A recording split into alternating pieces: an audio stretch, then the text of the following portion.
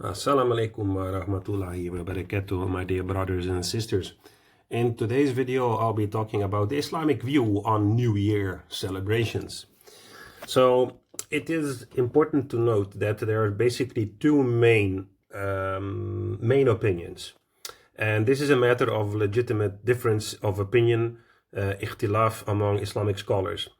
And the ruling depends largely on how the new year is categorized. Is it a religious ritual of non-Muslims, or is it a secular cultural habit? Scholars generally fall into two main camps, like I said before. There's the strict view, the impermissible or the haram, and a significant number of scholars, particularly from the Salafi and conservative traditionalist schools, consider celebrating the Gregorian New Year to be forbidden.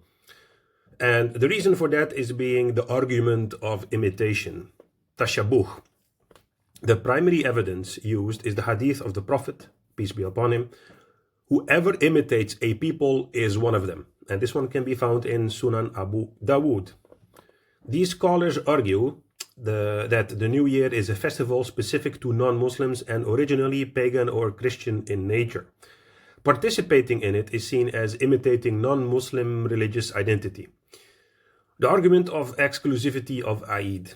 They cite that Allah has replaced pre-Islamic festivals with two specific days, the Eid al-Fitr and the Eid al-Adha. Celebrating a third annual festival is seen as a religious innovation or bid'ah.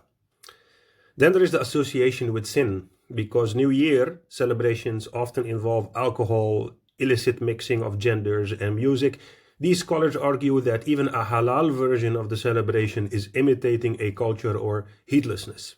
So the ruling is you should not celebrate it, wish others Happy New Year, or participate in any gatherings related to it.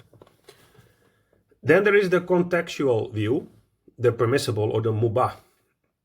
Many contemporary scholars, including those from Al-Azhar, Egypt, Dar al-Ifta, and various European fatwa councils, view the modern New Year as a cultural or administrative event rather than a religious one. Because it's secular in nature, they argue that the Gregorian New Year today has lost its religious connotation. It is now a global time marker used for administration and business. Therefore, marking it is not imitating a religion, but sharing in a global cultural habit, urf. Also, there is something very important, which is the intention or the niyyah. If a Muslim uses the time to reflect on the passing of their life, set goals for the future, or spend time with family, then this is permissible.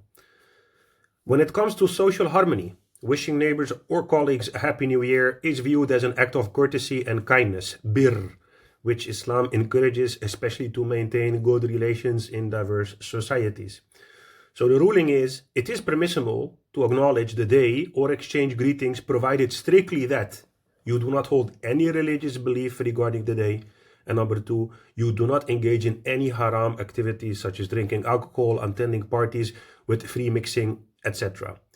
So when we look at the classification, the strict view would be that it's a religious festival of non-Muslims, and the permissible view would then be it's a secular or administrative event. So what's the key concern here according to the strict view? It's an imitation of non-Muslims. It's tashabuh. The permissive view would be then it's a cultural and courtesy intent, but depending on the niyyah. So what is the strict view of the greetings? Well, it's forbidden because it validates falsehood. The permissive view would then be it's permissible from the point of view of kindness and courtesy.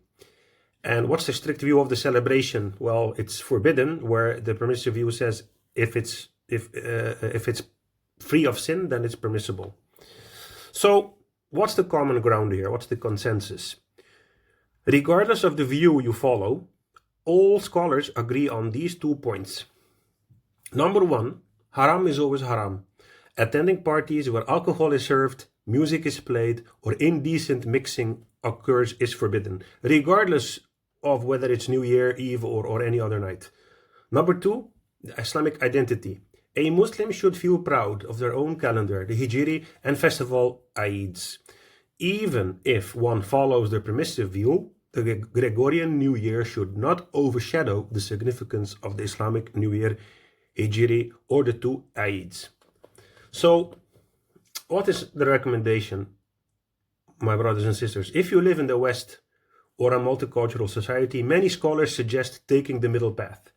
Treat it as a normal day, but respond politely if greeted, to maintain good character or akhlaq, without compromising your religious distinctiveness. So, there you have it, my brothers and sisters. I hope that this video has been informative for you, and inshallah we see you in the next one. Thank you for tuning in. Assalamu alaikum wa rahmatullahi wa barakatuhu.